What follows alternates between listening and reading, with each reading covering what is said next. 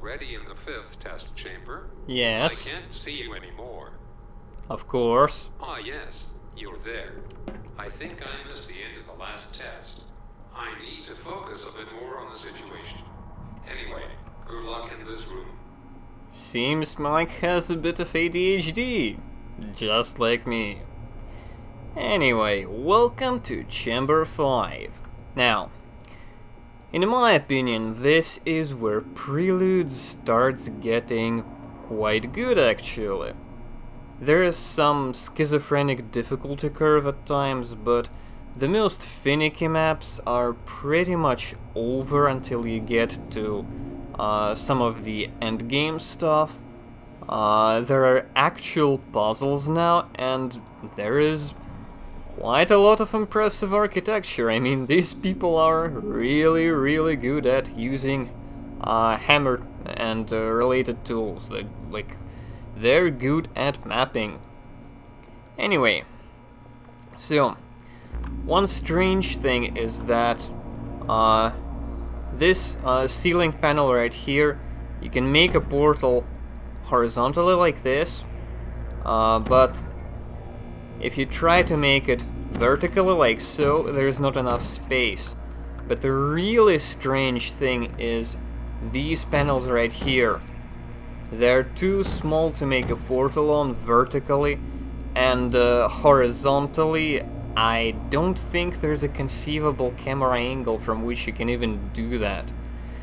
So they are colored the same way as if you could shoot a portal there, but you cannot. Why are they not just colored brown like everything else here that's not portalable?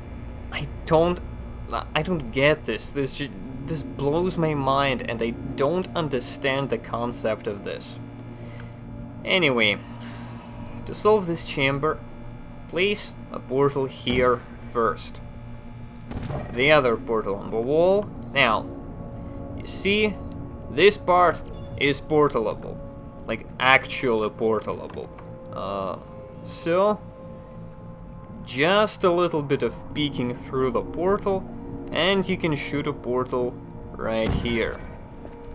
Now, let's carefully walk inside the portal and strafe a little bit to the side, so that we don't fall off of this thing. Now, this should be an easy, reliable fling, I hope, because I never actually failed it ever. So, ta-da! It's funny that a fling in Chamber 5 is less annoyingly finicky than the flings in Chamber 2 and 3. But, yeah. Anyway, we go here. So, jump. Ta-da! And we're here. Now, first, before we actually do this properly, let's analyze what's up here, because I need to show you some stuff. Right here, this is the obvious way to get up here. But if you are at this place, you'll have a hard time moving under this platform. You'll have to crouch, and this wastes some time. That's not really a good thing. Now,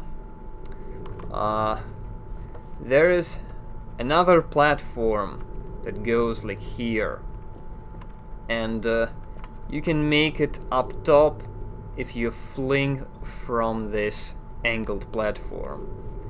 But then you will have to make it all the way up top here and into the exit right here. Now, how do we do that? We need to open this door. It will lead us back in the first room and into that column thingy. Now, to do that, we need to press this button. It's on a timer, but the timer is quite long. The hardest thing will be actually just reorienting yourself after the final fling, unless you do it the way I do here. Now, you cannot preset the portals in advance, unfortunately, because this is a fizzler, and there is no way to get to this button without passing through this fizzler right here. So, the first time I'm going to just show you a few things, so the timer will run out eventually, but I just want to show you something. So, let's go. Now, normally, most people would want to shoot a portal from here, because it's quicker. But you have all the time in the world to just go here and shoot a portal from this side. This will make reorientation at the end a hell of a lot easier. Trust me. Now, the second thing you need to know is that even though you can shoot a portal right here very easily, but remember how long it takes to crouch from this, to crouch under this platform? Remember how long it takes? Now, if you stand somewhere around here, you can make a portal directly on this little platform. So, this is a part that's reliable if you can do it quickly enough, but it will take a little bit of skill and practice. So, go here,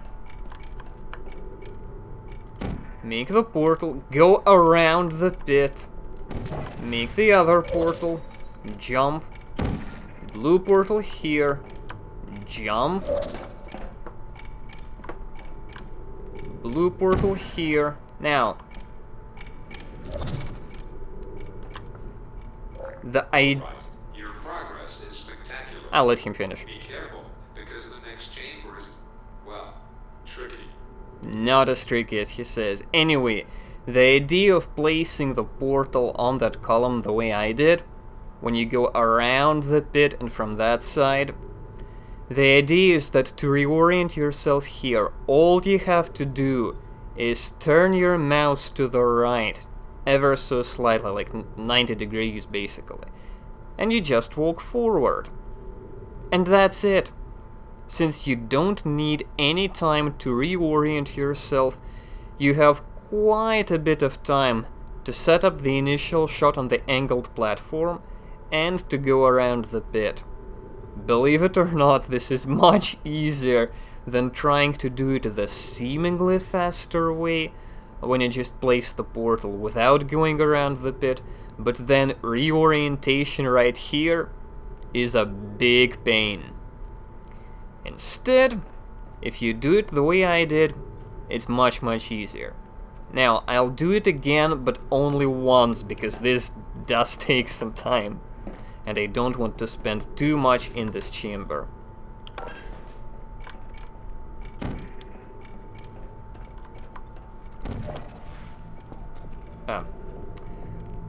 Whoops. I did not place the portal on the angled platform correctly. That can happen if you stand too close to the fizzler, which basically just destroys your portal immediately because you're still standing on it. Anyway.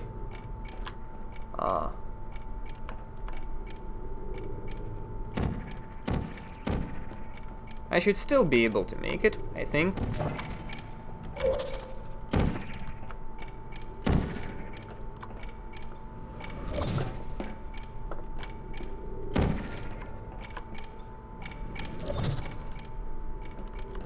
You see, I was really slow at the start this time, and I still had enough time to make it here. The timer is mostly for intimidation purposes. If you know what you're doing, it's not that difficult. The timer is much worse on the advanced version of this chamber, but we're not covering the advanced chambers in this walkthrough. And what you've seen just here, the timer seems scary because there's a lot of stuff you have to do in a single sequence, but with a little bit of practice you can manage it fairly easily. It's not as bad as it seems. Alright, that was Chamber 5. See you in Chamber 6.